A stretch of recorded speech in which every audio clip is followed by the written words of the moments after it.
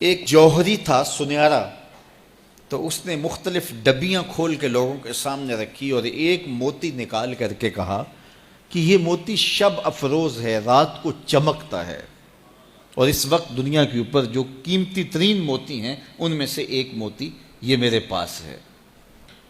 خیر اس نے اپنا سامان سمیٹا تو اس مجلس میں ایک چور بھی بیٹھا ہوا تھا، اس کے دل میں لالچ آ گئی، تو اس نے اس جوہری سے کہا کہ جناب کہاں کے ارادے ہیں؟ تو اس نے کہا کہ میں بمبئی جا رہا ہوں۔ اس نے کہا واہ واہ کیا اچھا ہوا، میں بھی تو بمبئی جا رہا ہوں، تو چلو اکٹھا سفر ہوگا۔ وہ جوہری سمجھ گیا اس کی نیت کے کھوٹ کو کہ یہ میرا ہم سفر تو نہیں ہے، اس کا دل آ گیا ہے اس موتی پہ اور مجھ سے ہر صورت یہ موتی چرانا چاہتا ہے۔ لیکن وہ بھی بڑا سمجھدار تھا، اس نے کہا آ جائیے کوئی بات نہیں۔ سفر چلتا رہا، رات ہوئی، جب سامان اتارا اور سونے کی تیاری کی تو وہ جو اس نیت سے ساتھ ہم سفر بنا تھا اس نے بھی اپنی قمیض اتار کے لٹکا دی، اور اس جوہری نے بھی۔ اس جوہری نے یوں کیا کہ نظر بچا کے وہ ڈبیا قیمتی موتی والی نکال کر کے اس کی جیب میں ڈال دے اور خود بے فکر ہو کے سو گیا۔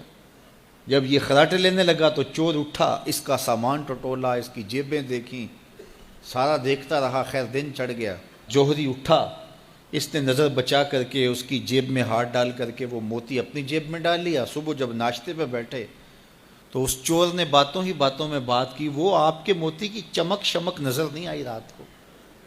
تو وہ ہنس کے کہنے لگا نہیں میرے پاس ہی تو تھا، وہ جیب سے نکال کے سامنے رکھ دیا۔ دل ہی دل میں بڑا حیرت زدہ ہوا، میں نے تو سارا ٹٹولا، یہ اگر کہیں تھا تو مجھے کیوں نہیں ملا؟ چلو آج صحیح۔ اگلا دن آیا تو پھر اس نے قمیض اتار کے رکھی اور اس نے نظر بچا کے اس کی قمیض میں وہ موتی ڈال دیا اور خود بے فکر ہو کے سو گیا۔ یہ ساری رات اس کے سامان میں، اس کے لباس میں تلاش کرتا رہا اور وہ مزے سے سویا رہا۔ صبح اٹھا اور نظر بچا کے اپنی جیب میں ڈال لیا۔ ناشتے پہ پھر بات کی کہ وہ آج بھی کوئی چمک شمک دکھائی نہیں دی۔ اس نے کہا میرے پاس ہی تھا، جیب میں ہاتھ ڈالا اور سامنے رکھ دیا۔ بڑا حیرت زدہ ہوا، دل ہی دل میں سوچا چلو کل صحیح۔ اس نے پھر ایسے کیا اور یہ ساری رات اس کا سامان ٹٹولتا رہا پوری تفصیل کے ساتھ۔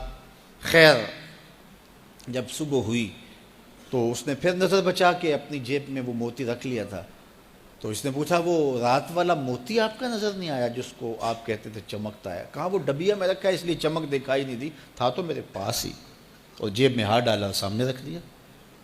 یہ سر پکڑ کے بیٹھ گیا، میں روز اس کی جیب ٹٹولتا ہوں، سامان بھی دیکھتا ہوں، یہ رکھتا کہاں ہے؟ میں نے تو کوئی جگہ نہیں چھوڑی۔ اس نے کہا سچ بتاؤں میں تیرا ہم سفر نہیں تھا، میں چور تھا، میں تم کو بتا رہا ہوں۔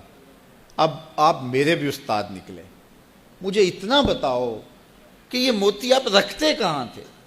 میں ساری رات ٹٹولتا رہا اور 3 دن ہو گئے مجھے، میں نے کوئی گوشہ نہیں چھوڑا، آپ کا سامان کھول کھول کے دیکھا ہے، آپ کا لباس الٹ پلٹ کے دیکھا، لیکن مجھے ملا ہی نہیں، یہ رکھتے کہاں تھے مجھے یہ تو بتاؤ۔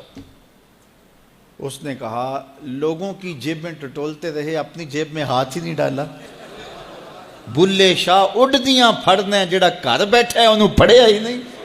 وَفِي أَنفُسِكُمْ أَفَلَا تُبْصِرُونَ، کہا تم کہاں اسے ڈھونڈ رہے ہو، ذرا اندر بھی اتر کے دیکھو، اندر اترو گے تو اس کا سراغ مل جائے گا۔ نہ مسجد وچ نہ مندر وچ، لب یار نو اپنے اندر وچ۔ جب اپنے اندر اترو گے تو پھر سراغ زندگی نصیب ہو جائے گا، عرفان ذات ہوگا تو پھر عرفان الہی نصیب ہوگا۔ لیکن ہم دائیں بائیں ڈھونڈنے نکلے لیکن اپنے اندر اتر کے نہ دیکھا۔ تو سراغ زندگی ملتا ہی تب ہے جب اس کی چوکھٹ پہ جھکنا بندہ سیکھ جاتا۔ تو اس کی چوکھٹ پہ جھک کر کے زندگی کی سربلندی حاصل کیجئے اور مقصد زندگی حاصل کیجئے۔